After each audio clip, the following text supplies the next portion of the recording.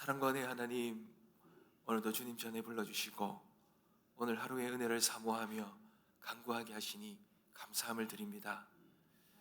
비록 늘 부족하고 연약하지만 하나님의 백성을 향한 그 약속에 신실하신 그 하나님, 우리들을 그리스도의 의의 옷으로 입히시고 끝까지 포기하지 않으시고 주님이 약속하신 그 복을 잊지 않고 우리에게 한결같이 베풀어 주시니 감사함을 드립니다.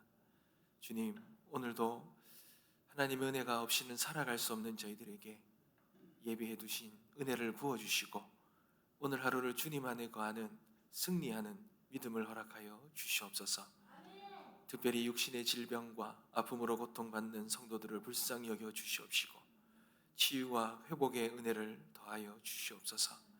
우리의 자녀들의 삶을 위해 기도합니다. 우리의 삶과 산업을 위해 기도합니다. 가정과 공동체를 위해 간구합니다. 주님, 성령의 충만함과 회복의 은혜를 더하여 주시고 하나님께서 약속하시고 하나님께서 계획하신 모든 뜻이 우리의 삶 속에 신실하게 이루어지는 은혜를 허락하여 주옵소서.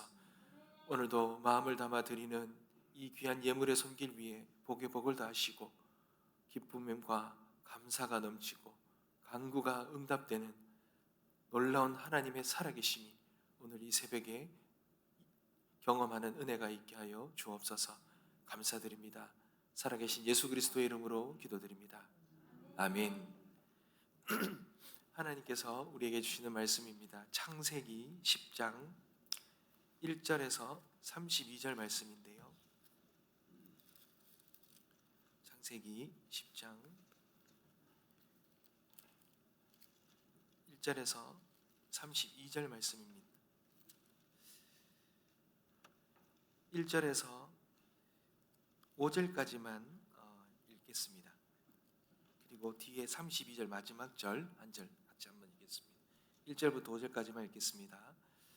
노아의 아들 셈과 함과 야벳의 족보는 이러하니라. 홍수 후에 그들이 아들들을 낳았으니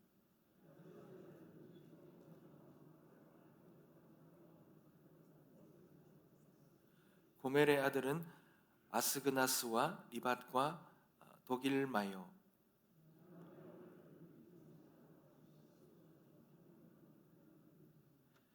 다 같이 한번 읽겠습니다. 이들로부터 여러 나라 백성으로 나뉘어서 각기 언어와 종족과 나라대로 바닷가의 땅에 머물렀더라. 우리 32절 마지막 절입니다. 32절을 다 같이 한번 읽겠습니다. 시작.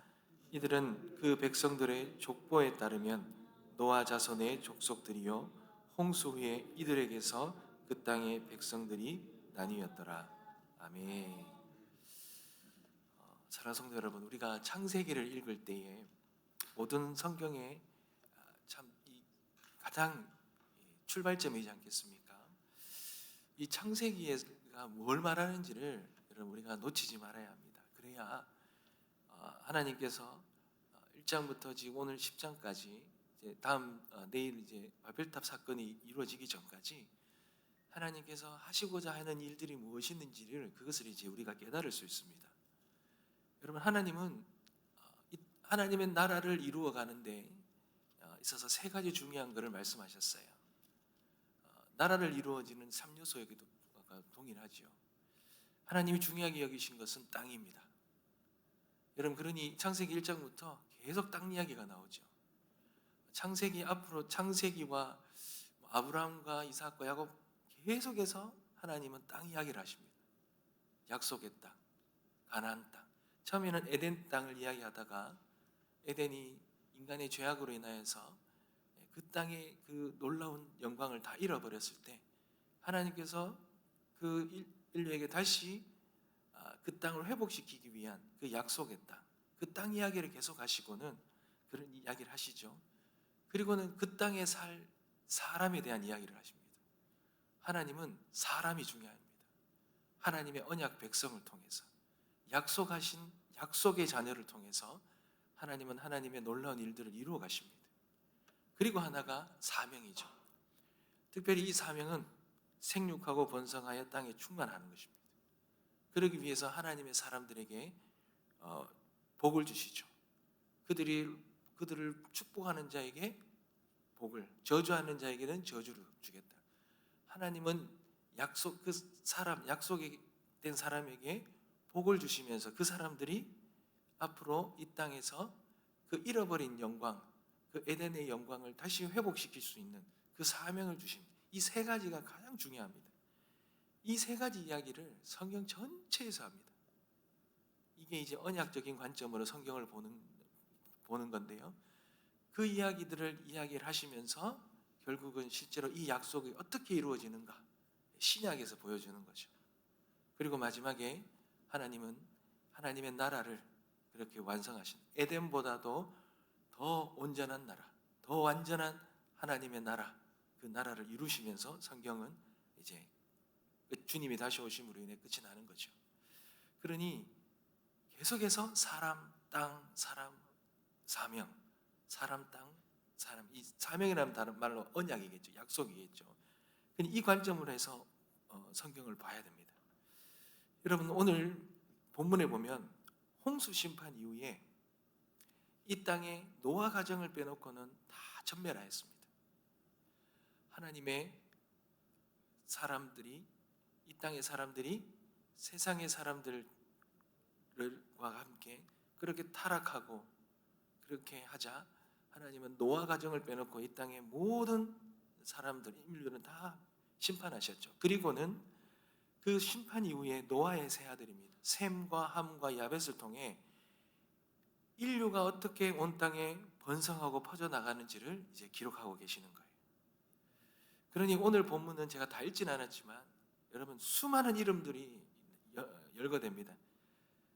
한 70부족과 부족의 사람들, 그 사람들이 이제 이름이 나열되는데 그냥 단순히 사람들의 그냥 이름들이 나열하는 그것이 아니라 이 심판 이후에도 하나님께서는 하나님의 이 사람을 통해서 복을 주시고 생육하고 번성하는 약속을 어떻게 신실하게 이루어 가시는지 그 하나님의 은혜와 역사들을 잘 기술하고 있는 것이 오늘 창세기 10장의 말씀입니다. 여러분, 그러니 오늘 이 본문에서 말하고자 하는 것이 무엇이겠습니까? 여러분, 우리 한 사람 한 사람은요 우연한 산물이 아니라는 거예요. 하나님의 거대한 구속사적인 그러한 스토리 안에서, 계획 안에서 우리 한 사람 한 사람은 하나님의 계획 안에 세워진 존귀한 존재라는 것입니다. 그러니 역사의 주관자이신 하나님께서 우리 인생을 그냥 아무런 가치 없이 그렇게 존재케 하고 살아가게 하시는 것이 아니라 우리 인생 한 사람 한 사람에게 대한 하나님의 놀라운 거룩한 계획들이 다 있으시다는 거예요. 그러니까 우리 인생은 하나님께서 이루어 가신다는 것을 우리는 볼 수 있습니다. 여러분 32절 다시 한번 보겠습니다. 이들은 노아 자손의 종족들이요 그들의 나라대로의 계보라. 홍수 이후에 이들에게서 땅의 열국 백성이 나뉘었더라 그러죠. 사랑하는 성도 여러분, 70개의 종족과 이름들 그냥 보면 어느 족보 정도로, 계보 정도로 말할 수도 있겠지만 그러나 하나님께서는 이 모든 사람들이 하나님의 사랑하는 자녀들의 이름이라는 거예요. 여러분, 이 사람들만 있었겠습니까? 이 당시에 이 사람들만 있었겠습니까? 여러분, 이 사람들이 아니라 더 많은 사람이 있었겠죠.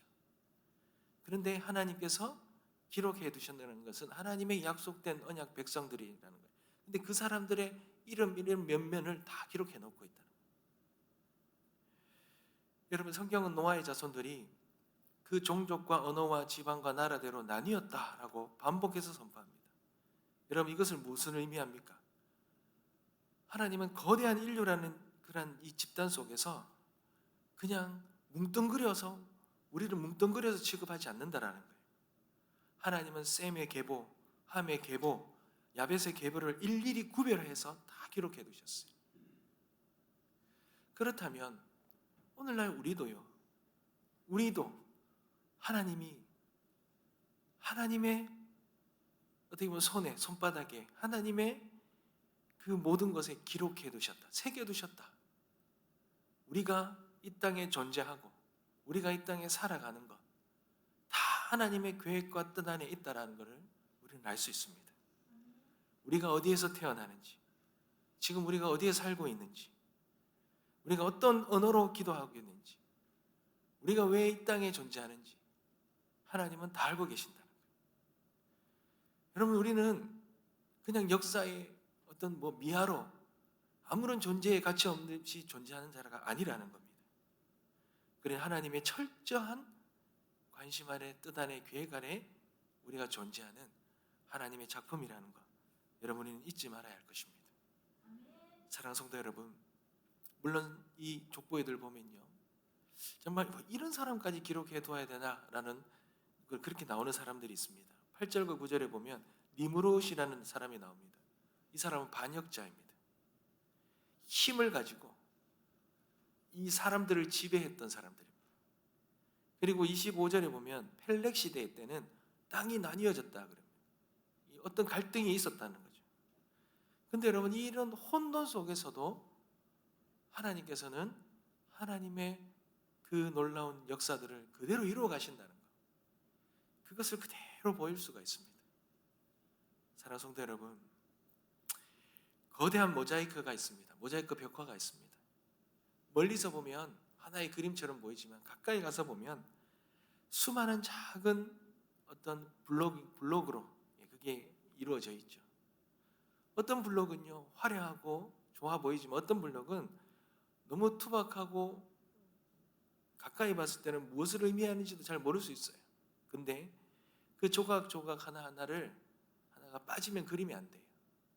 다 그것을 그렇게 맞춰 얻었을 때 멀리서 보면 위대한 그림이 되는 거예요. 사랑하는 성도 여러분, 우리 인생도 마찬가지입니다. 우리 세상을 보면은 요즘 이 시대의 정서, 세계적인 정서를 보면 세상의 역사는 힘 있는 자들의 전쟁터 같습니다. 그리고 뭔가 다 잘못된 길로 이루어가는 것처럼 그렇게 보일 수도 있어요. 그러나 실제로는 이 모든 것이 다 하나님의 약속대로, 하나님의 언약대로 하나님께서 이루어 가시고 성취하고 가신다는 것을 여러분이 잊지 말아야 할 것입니다. 여러분, 하나님이 이 11장을 한번 보십시오. 교만한 하나님이 이 바벨탑 교만한 사건이 나오잖아요. 하나님이 이 바벨탑 사건을 통해서 인류를 다시 흩으시는 장면이 나오지 않습니까? 근데도 그걸 아시면서도 이 10장에서 열방을 배치하신다는 거예요. 인간의 반역보다요 하나님의 섭리가 더 크십니다. 우리들의 삶에 닥친 고난도 혼란도 결국은 하나님의 선한 계획 안에 아름다운 하나님의 그런 그림으로, 무늬로 결국은 완성될 것입니다. 저는 그런 그림을 항상 생각을 해요. 여러분, 산에 비가 많이 오면요 이 강이 하천이 범람하잖아요. 그리고 그 물줄기가 내려오면서 원래 강이 흘러갔던 강의 길이 아니라 때로는 범람하기도 하고, 때로는 그 물이 흘러가는 곳이 아니라 다른 곳으로 흘러가는 것도 있습니다. 그런데 여러분, 결국은 어디로 갑니까? 결국은 다 바다로 갑니다. 하나님의 역사가 그렇다는 거예요. 인간이 아무리 무언가를 인간의 뜻으로, 인간의 힘으로, 인간의 방법으로, 지혜로 무언가를 자신들의 뜻대로 길을 내고 무언가를 이루어가려고 하지만 결국은 하나님 뜻대로 된다. 하나님의 정하신 선한 계획 아래로 흘러갈 수밖에 없다는 것입니다. 사랑하는 성도 여러분, 하나님은 인간이 연약함에도 불구하고 죄 가운데 있음에도 불구하고 인류를 보존하셨습니다. 하나님은 절대로 하나님의 사람을 잊지 않으십니다. 왜요? 하나님은 한 사람도 잃어버리고 싶지 않기 때문에 그렇습니다. 그러니 그 계보의 끝에서 우리 주 예수 그리스도를 보내시지 않습니까? 이 하나님 앞에서 오늘도 우리는 잊지 말아야 될 것이 하나 있습니다. 이것을 붙들고 우리는 기도해야 되겠죠. 내 인생의 주권 하나님께 있다는 것. 하나님이 모든 열방의 경계를 정하셨듯이 내 삶의 지경도 하나님이 정하신다는 것. 내가 원하는 자리에 가려고 발버둥 치기보다는 하나님이 나를 두신 그 자리에서 하나님의 영광을 드러내는 우리의 삶이 될 수 있도록 하나님이 허락하시고 계획하시고 부르시고 인도하시는 그 길대로, 그 길이 가장 안전한 것이고 그 길이 가장 하나님께 영광 올려드릴 수 있는 길이고 그 길이 내 인생에 진정으로 하나님께서 인도하시는 온전한 길임을 우리는 믿고 그 하나님의 뜻 안에 거하며 순종하며 하나님의 섭리를 기대하며 나아가는 우리들의 삶이 되어주시길 주님의 이름으로 축복합니다. 기도하겠습니다.